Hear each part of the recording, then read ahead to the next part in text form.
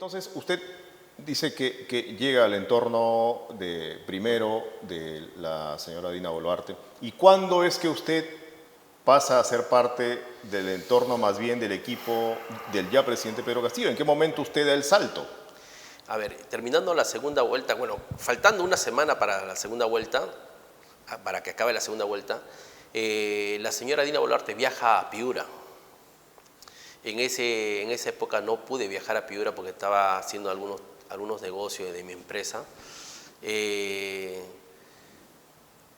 ese momento conozco al equipo de campaña de Pedro Castillo, porque como el Club Apurímac está muy cerca al local de Perú Libre. Ahora están casi frente a frente, correcto, ¿no? En la Avenida Brasil. Recuerda que el Club Apurímac es un restaurante y venían muchos jóvenes y chicos de la campaña de Pedro Castillo a almorzar.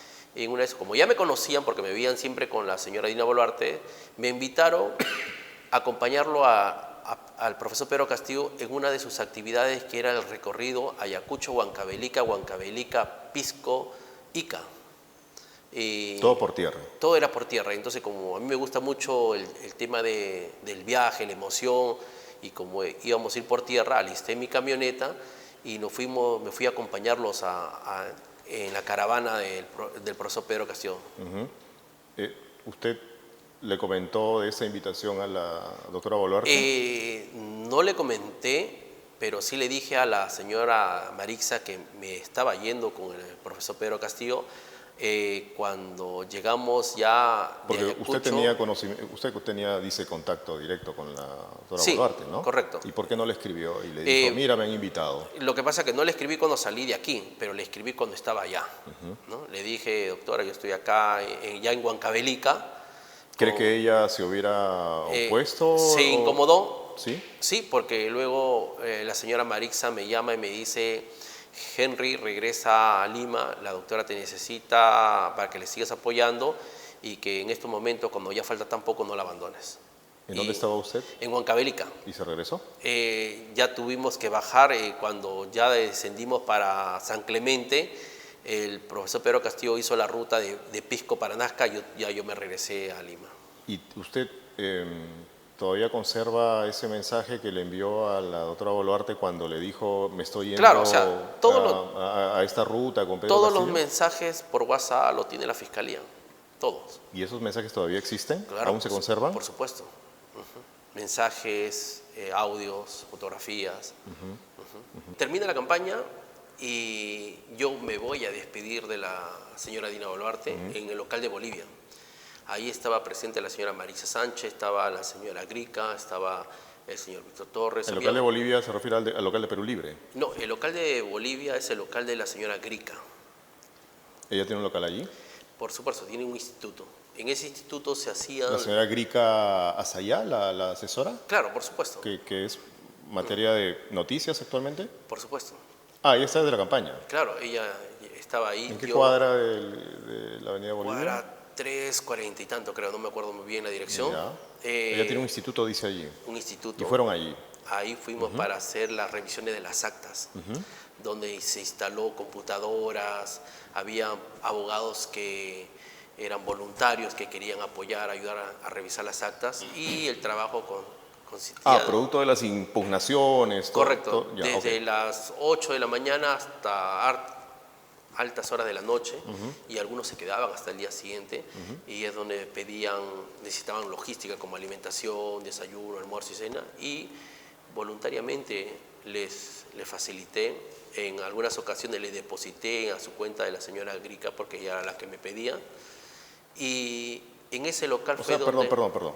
Disculpe esta interrupción. ¿Usted también ha realizado pagos a la señora Grica Azayá? Por supuesto, ella me pedía... ¿A su cuenta? A su cuenta. ¿Cuánto aproximadamente? Habrá sido en 2 o 3 oportunidades, una de 800 o ¿De 1000. su cuenta personal o de su cuenta empresarial? Cuenta personal de ella. De ella, sí. O sea, digamos, pidiendo el reporte... Sí, correcto. Y una de su cuenta creo que era de su pareja o de su hermano, no me acuerdo muy bien. O sea, eso está registrado en los reportes bancarios, seguramente. Claro, por supuesto, sí. Eso corroboraría lo que usted dice. Que coincide con la fecha, el día, el mes, la hora, ¿no? Ya, ok. ¿Para qué eran esos pagos? Para alimentación. Bueno, ella me pedía para la alimentación de los abogados. Ah, ok. Y en ese local es donde yo ya me despido de la señora Dina Boluarte. Ella me dice, bueno, ya ganamos, ingeniero, usted no desea nada a cambio. Yo le digo que no, yo paso a mi vida privada. Me dijo que si yo podía acompañarla a un grupo paralelo que pertenecía a su grupo de ella interno, de las personas de máxima confianza, ¿no? Donde ¿Grupo está, paralelo en dónde? un grupo paralelo al gobierno, lo entendí así, ¿no? Un grupo paralelo al gobierno, ¿no? De Pedro. ¿Ella utilizó ese término, paralelo? Un grupo paralelo, ella me dijo si podía pertenecer a este grupo, ¿no? Entonces yo ¿Pero digo, utilizó el término paralelo? no, lo utilizo yo porque si me dice ok. que quiere que pertenezca a un grupo de... ¿Qué tipo de grupo? Es donde ¿De estaba... técnicos, de profesionales, de empresarios? De profesionales o empresarios o técnicos. ¿Para hacer qué? No me dijo para qué, porque le corté diciéndole que no. Me despedí y nunca más volví a saber de la señora Dina Boluarte. Nunca conversamos por teléfono. ¿No volvieron a mensajearse? No, cero. Yo prácticamente en el estado de mi WhatsApp, la fiscalía lo debe haber abierto, donde figura la hora, el día, el mes de la última conversación que tuve con ella, y de ahí nunca más. ¿Cuándo fue? ¿Recuerda la fecha? Esto fue ya a la entrega de las credenciales, ¿no? Ok. Claro. De ahí acabé todo. Pasaron todos los meses y en diciembre recibo un mensaje. Usted estaba en sus asuntos Yo privados. estaba en mis negocios, en mis trabajos, en mis asuntos. Me llega un mensaje que quería conversar conmigo. No, al comienzo no creía, era el presidente Castillo, ¿no?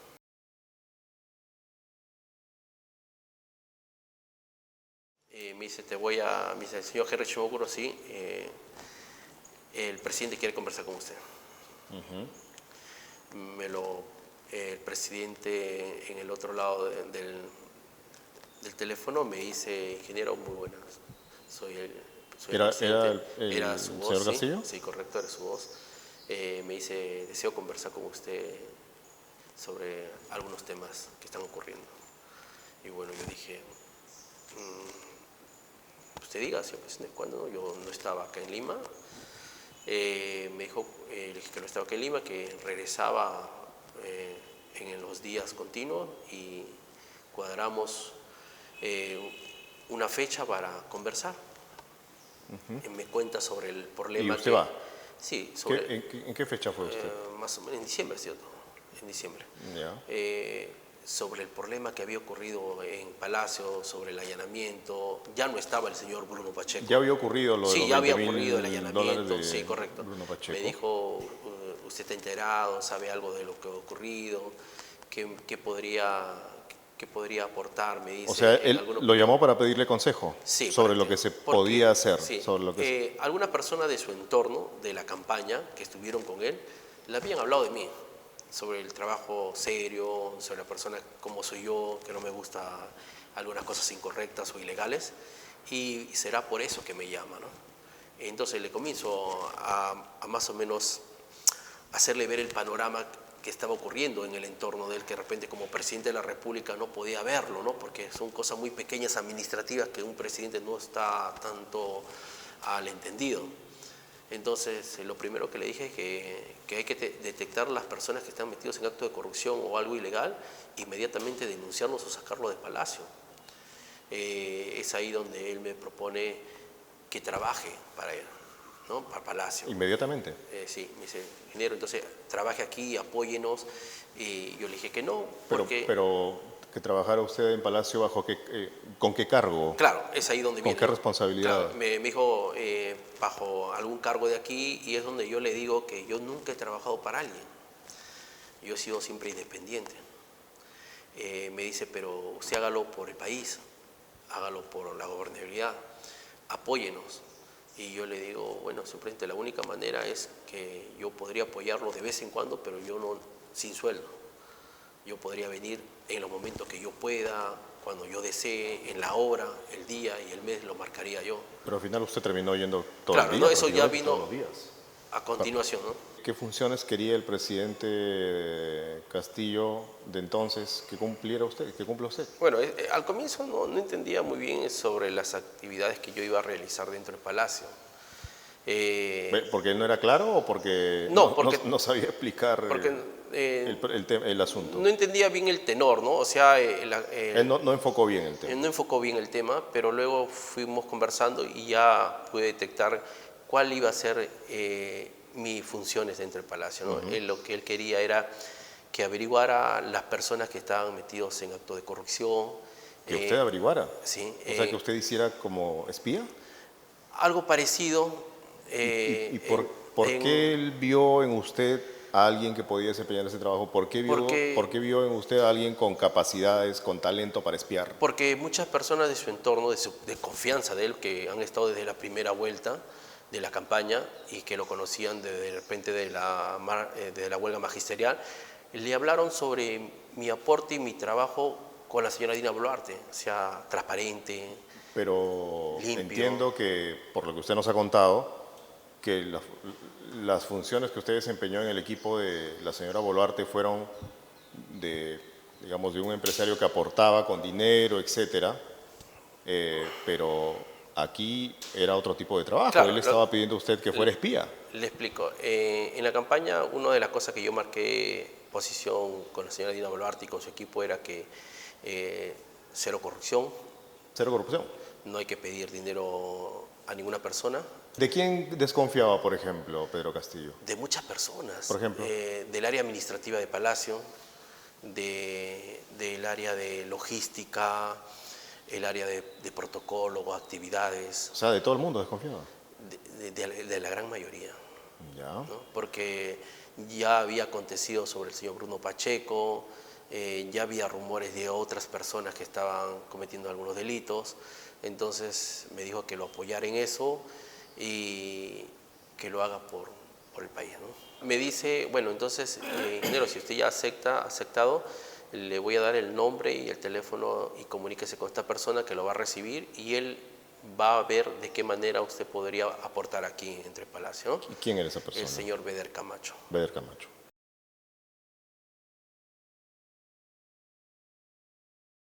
Voy ese día, me atiende y le explico qué es lo que me habían dicho para yo poder apoyar aquí en Palacio. Me dijo, bueno, yo sé que viene de parte del presidente, no sé el motivo, qué labores vas a realizar aquí, porque el presidente parece que no le había dicho nada tampoco, ni yo tampoco pensaba decírselo. Me dice, voy a llamar al señor José Luis Fernández, que es el director de la DINI, para que él vea la manera de qué se podría hacer con usted para que esté aquí en Palacio. O sea, la idea de que usted posteriormente se convierte en un agente de la DINI prácticamente. Que lo crean, ¿Fue, ¿no? ¿Fue de quién? ¿Del señor Camacho, me dice Claro, usted? por supuesto. ¿No fue del presidente? No.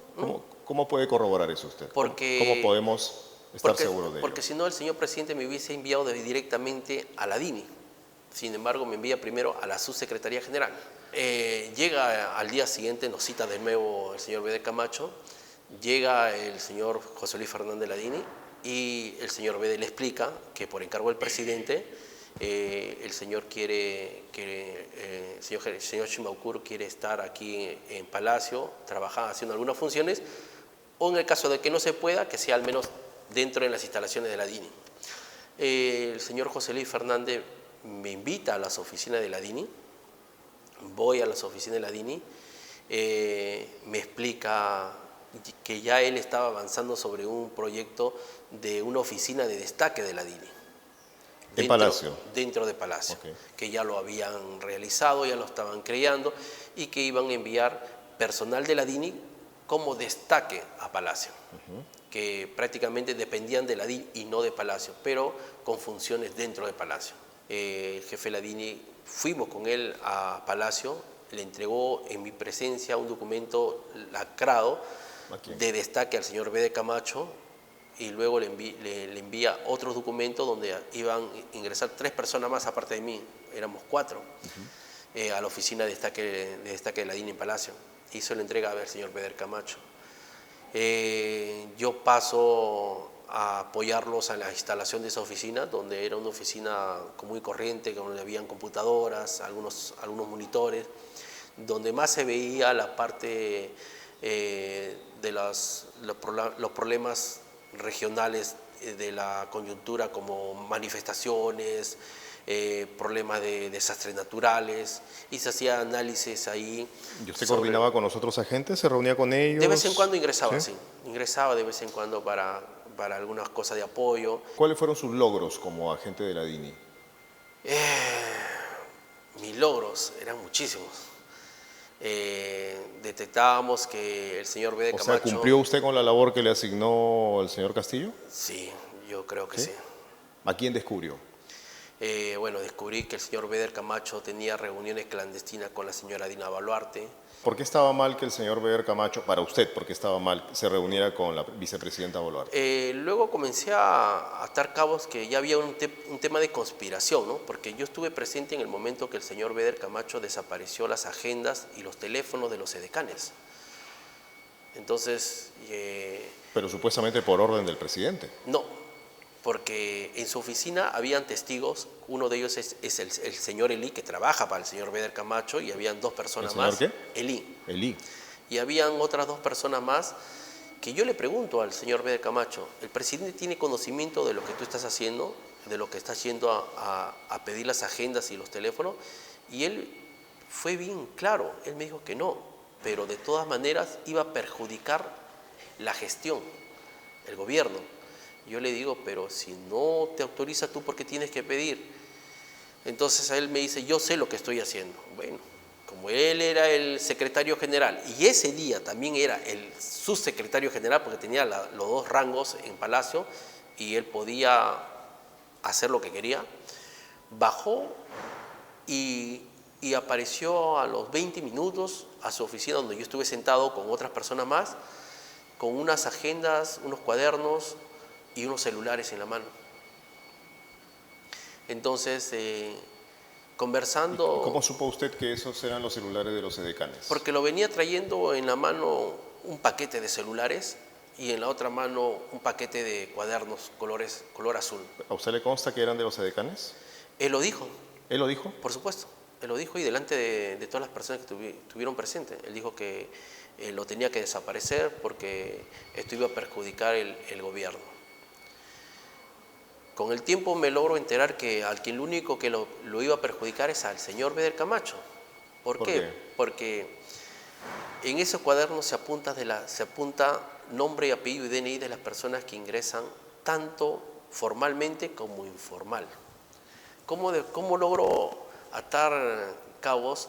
El señor Beder Camacho hacía ingresar por la puerta Perú de cronistas de Palacio a muchas personas sin ser registrado en la computadora, pero los oficiales o los edecanes sí apuntaban en ese cuaderno de las personas que ingresaban.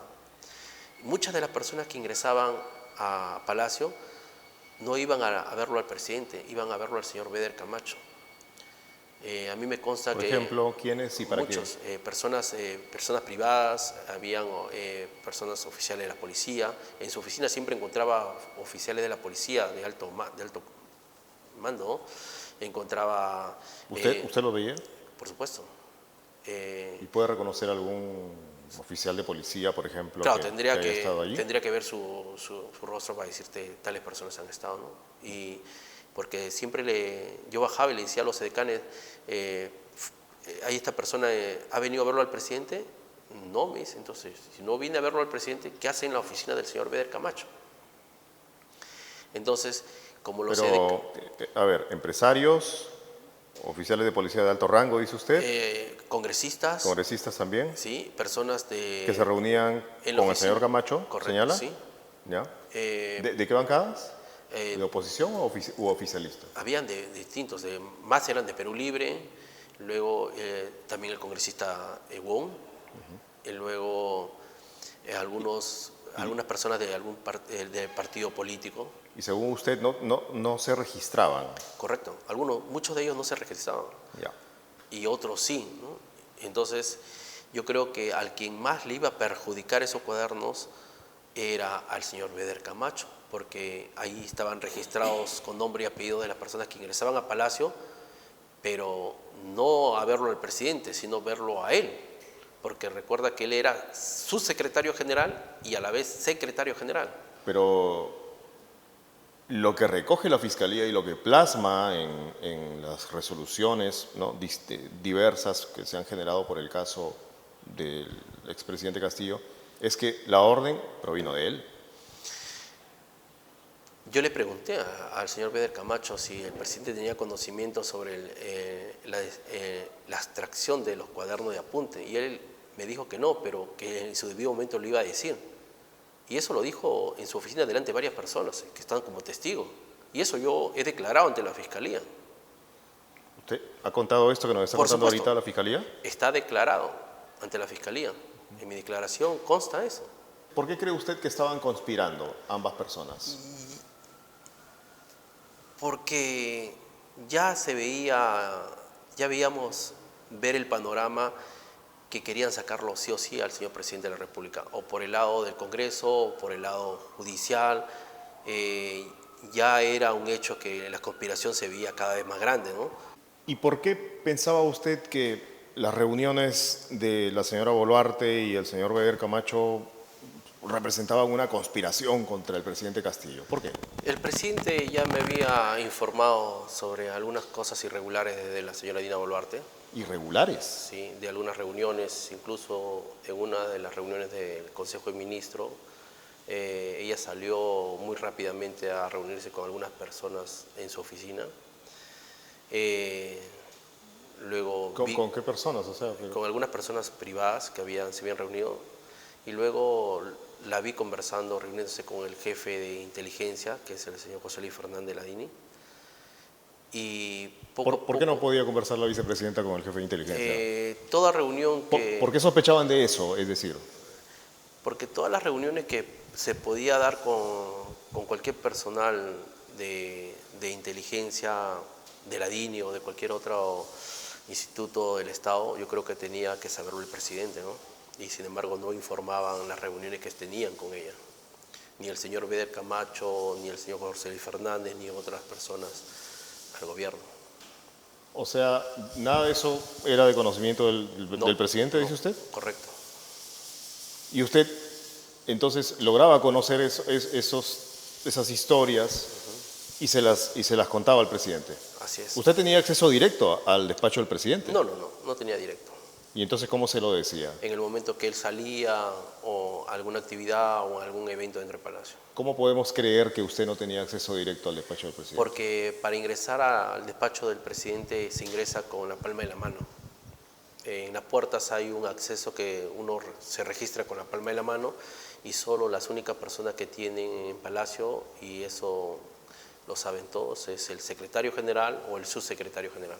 ¿Usted no tenía ese acceso? No. Esto podría ser tranquilamente desmentido si se descubre que el sistema informático registraba Tiene mi su huella palma, ¿no? Por supuesto. ¿Y no lo van a encontrar? No. Pero podía entrar con alguien, usted con alguien que tuviera ese acceso. Para llegar a la oficina del presidente hay 3 puertas con acceso, es imposible, ¿no? Pero entonces, esporádicamente usted le daba cuenta de sus hallazgos. Así, por supuesto. ¿Que el presidente lo escuchaba ahí caminando al paso? Sí, están en las cámaras de seguridad, que creo que ya la Fiscalía debe tenerlo o habrán pedido, donde el presidente sale de algún evento, me ve, me dice que me acerque, le voy dando cuentas, vamos caminando, le acompaño hasta el Salón Dorado, él ingresa y yo me voy. Pero, o sea, ¿qué tipo de interés refleja eso de un presidente, ¿no?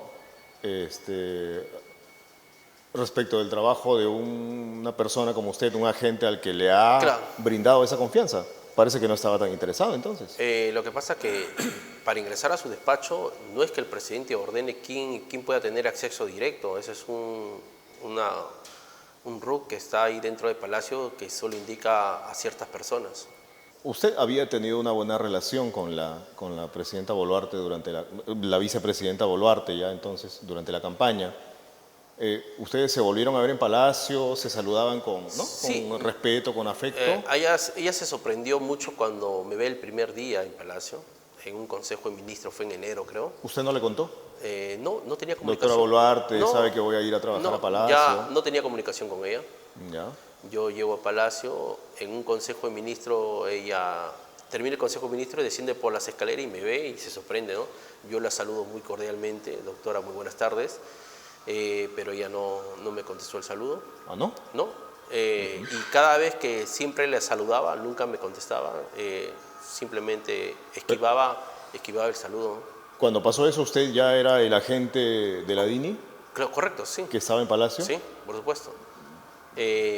Pasa los meses continuos y en creo que fue en febrero o marzo, me llama por teléfono muy acaloradamente y me dice que yo la estoy grabando, que yo he ingresado a su oficina a poner equipos de interceptación y que yo la estoy espiando en su oficina. Y yo le digo, doctora, ¿qué es lo que...? Pero tenía mucho sentido esa duda, ¿no? Porque usted era el agente enviado por el presidente. Sí, pero ¿quién de la DINI tiene equipos para grabar? Es imposible. No. Estamos hablando de la DINI. Sí, pero en la oficina está que no hay ningún personal que tenga equipo de grabación. Ya han ingresado, han allanado, no hay nada. Yo le dije a la doctora que me sorprendía mucho, que me decepcionaba, que de la manera como me está haciendo esas preguntas, yo sería incapaz de... ¿Ella se lo dijo por teléfono o se lo dijo personalmente? Por teléfono. Yo sería incapaz de hacer este tipo de trabajo. ¿Cómo podemos creerle? Porque yo grabé la conversación. ¿Cómo la grabó? A través de otro celular grabé la conversación. ¿Lo puso en altavoz? Correcto, lo puse en altavoz y lo grabé, y esa grabación lo tiene la Fiscalía también, donde yo me siento mortificado porque le digo, no, yo sería incapaz de ingresar a su oficina y mucho menos no tengo acceso y poner algún equipo de escucha, ¿no? Y luego le corto el teléfono. ¿Usted le corta la llamada? Sí, y nunca más volví a conversar con ella. ¿Por qué debemos creer que usted no sembró ningún micrófono? Porque si no ya hubiesen salido audios de la oficina de la señora Dina Boluarte, ¿no? Nunca tuvimos intenciones de mi parte, de poner micrófonos o algún equipo de escucha. ¿Por qué cree usted que a ella no le gustó su presencia en Palacio? Por muchas cosas. Yo fui el que descubrió que a través de ella y otras personas recomendó al ex viceministro de Energía y Minas, Jorge Chávez, que actualmente es el ministro de Defensa, y así como a otras personas más, ¿no?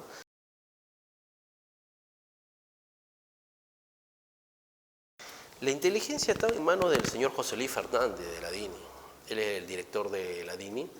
El presidente ya había decidido cambiarlo por infinidades de información que él tenía, que le habían brindado otras personas. Por ejemplo, las reuniones clandestinas que tenía con el congresista Aguinaga en su oficina de allá de Holguín. ¿El entonces jefe de la DINI? Por supuesto, con la señora Úrsula Letona y otras personas más. Entonces el presidente ya no lo veía bien. ¿Usted también supo de eso? Por supuesto. O sea, ¿usted averiguó eso? Por supuesto. ¿Cómo lo supo usted? Por informaciones, no solamente esas reuniones, otras reuniones más que tuvieron dentro de las instalaciones de la DINI y en otros lugares. ¿Eso usted lo supo? ¿Usted? Sí, y otras reuniones fuera Usted era un agente efectivísimo. Nos enterábamos a través de las mismas personas de la DINI, que son trabajadores de ahí, que daban información tanto al director como a otras personas, ¿no? Nos enterábamos de las reuniones clandestinas que tenía fuera de Lima.